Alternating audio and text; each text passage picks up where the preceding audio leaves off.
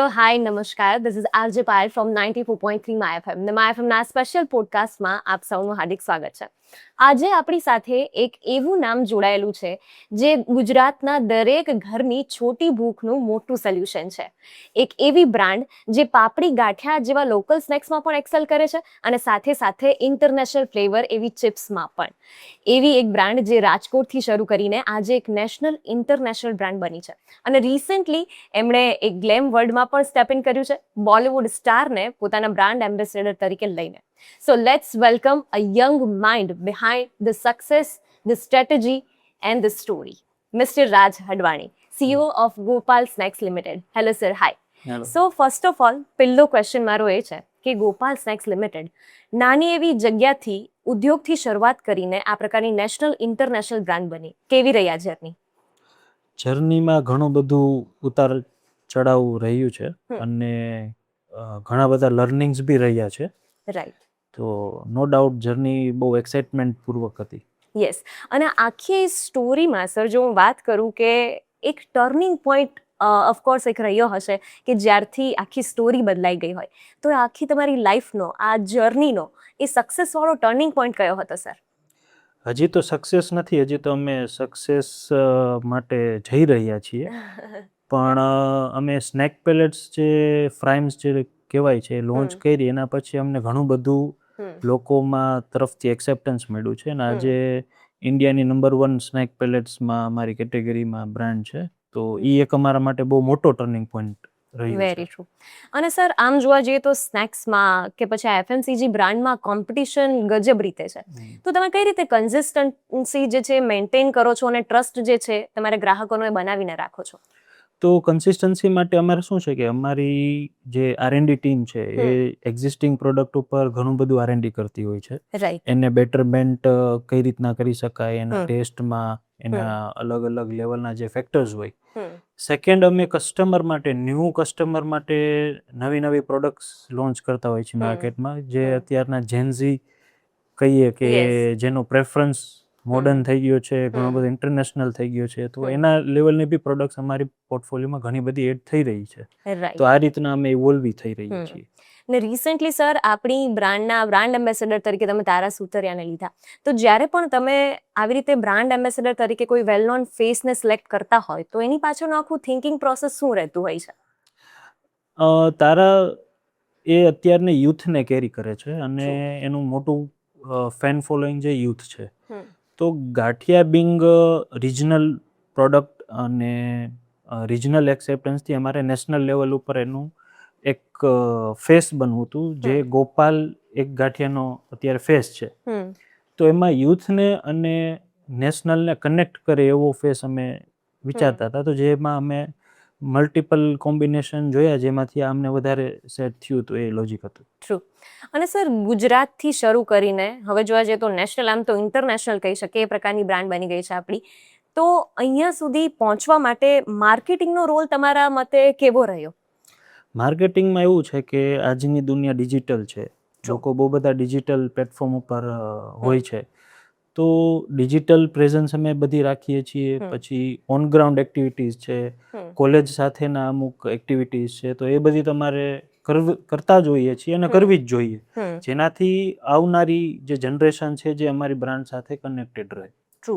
અને sir distribution નેટવર્કમાં scale કરવું આમ જોવા જઈએ તો ખૂબ અઘરું હોય, તો રાજકોટથી લઈ ઓલ ઓવર ઇન્ડિયા કે પછી ઇન્ટરનેશનલ સુધી તમે આ જે લોજિસ્ટિક્સ છે એને મેનેજ કરવા માટે ઓફકોર્સ કે ઘણા બધા ચેલેન્જીસ આવતા હશે, તો એને તમે કઈ રીતે ટેકલ કરતા હો? તો લોજિસ્ટિકમાં કેવું છે કે અમારી ઇનહાઉસ ટીમ છે અને અમારા કંપનીના જ 250થી વધારે ટ્રક છે.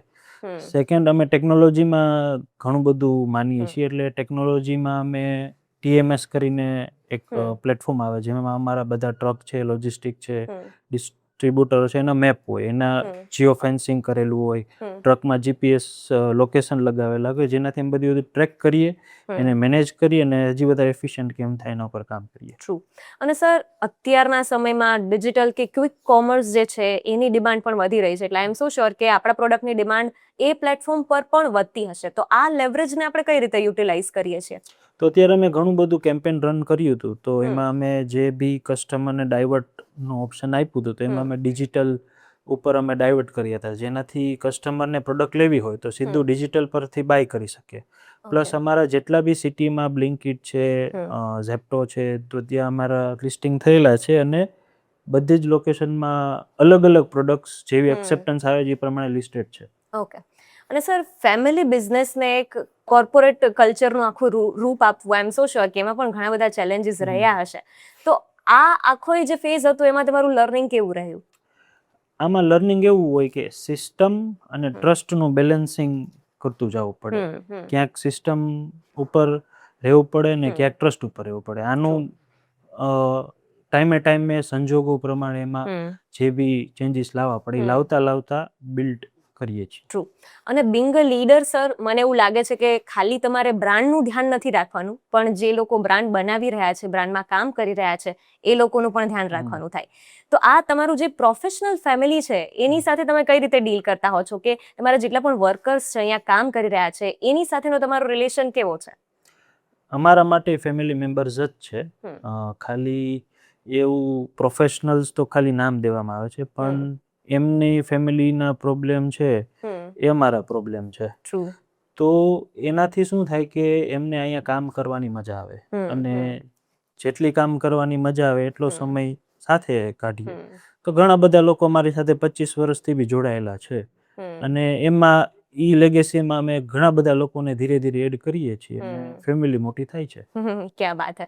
અને સર આમ જોવા જઈએ તો ગોપાલની ઘણી બધી પ્રોડક્ટ્સ એવી કે જેનું નામ લેતા જ આપણને એમ થઈ જાય કે ભાઈ આ વસ્તુ તો ગોપાલની જ હોવી જોઈએ. પણ હું સ્પેસિફિકલી જો વાત કરું ગોપાલના વાટકાની, એ જે આખો એક ક્રેઝ, કેમ કે મને યાદ છે કે મારા સ્કૂલ ટાઈમથી અમે લોકોએ એ પ્રોડક્ટ વાપરતા, અને ત્યારથી એક આમ ઘરના સદસ્ય જેવી બની ગઈ છે.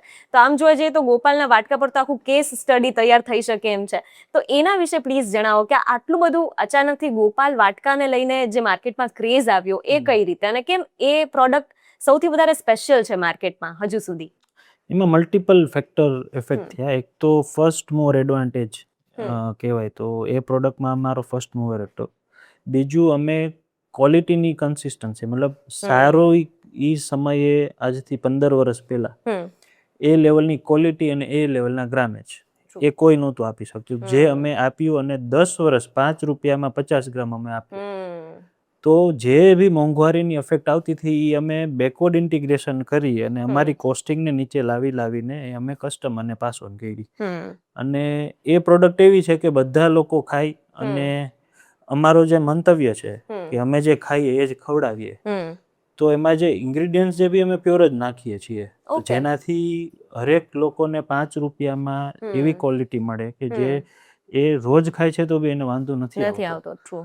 તો એ એક અમને મળ્યું. પ્લસ એમાં પ્રોસેસનો બી ઘણો બધો રોલ છે કે અમારી પાસે જે ટીમ છે એને એના મશીન્સ ડેવલપ કરીએ કે જેમાં પ્રોડક્ટ બને છે. જે મશીન્સ બી અમારું ઇનહાઉસ અમે એમાં R&D કર્યું, અને અમે ફર્સ્ટ મશીન બનાવ્યું કે જેમાં પ્રોસેસ થાય. તો 2 થી 3 ફેક્ટરના લીધે એ પોસિબલ બન્યું છે. ટ્રુ. ઓકે સર, તો હવે ક્વિક રેપિડ ફાયર કરીએ, જેનો જવાબ તમારે એક શબ્દમાં આપવાનો છે, બરાબર? જો હું તમને પૂછું ગોપાલ સ્નેક્સમાંથી તમારું ફેવરેટ રેન્જ કઈ, પાપડી ગાંઠિયા કે પછી મમરા? પાપડી ગાંઠિયા. વાટકા કે પછી ચિપ્સ? ચિપ્સ. જો તમારા ફેવરેટ શહેરોની વાત કરીએ તો રાજકોટ, અમદાવાદ કે Mumbai? Mumbai. Okay. Traditional taste કે પછી experimental flavours? Experimental flavours. Okay. One word for Gopal snacks? Trust. One habit that defines your success? Consistency. Celebrity brand ambassador, marketing strategy કે પછી pressure? And mix of everything. Okay. Risk લેવું પસંદ છે કે પછી safe રમવું? Majority depends on situation. Right. એક Gujarati dish જે દુનિયામાં ફેમસ થવી જોઈએ અને જે ખૂબ અંડરરેટેડ છે? આઈ થિંક ખીચડી. હા, વેરી ટ્રુ. અને સર લાસ્ટ ક્વેશ્ચન મારો એ છે કે તમે ઓફકોર્સ આખી દુનિયા જે છે એ ટ્રાવેલ કરી હશે, અને કેટલી બધી જાણીતી માનીતી FMCG બ્રાન્ડ્સ જે છે એને તમે જોઈ હશે, નજીકથી જાણી હશે, પણ છતાં આપણી ઇન્ડિયન બ્રાન્ડમાં કોઈ એક એવી વસ્તુ કે જેને લઈને એ દરેક બ્રાન્ડથી સ્ટેન્ડ આઉટ કરે છે, અલગ તરી આવે છે? I think blend of flavours, blend of ingredients, જે આઈ થિંક બીજી કોઈ કન્ટ્રીમાં નથી હોતું. બહુ બેઝિક 3-4 ઇન્ગ્રીડિયન્ટ્સ ઉપર જ કામ કરે છે એ લોકો. True. પોટેટો ઉપર હોય છે, હમ મેદા ઉપર હોય છે, વીટ ઉપર હોય છે અને કોર્ન ઉપર હોય છે.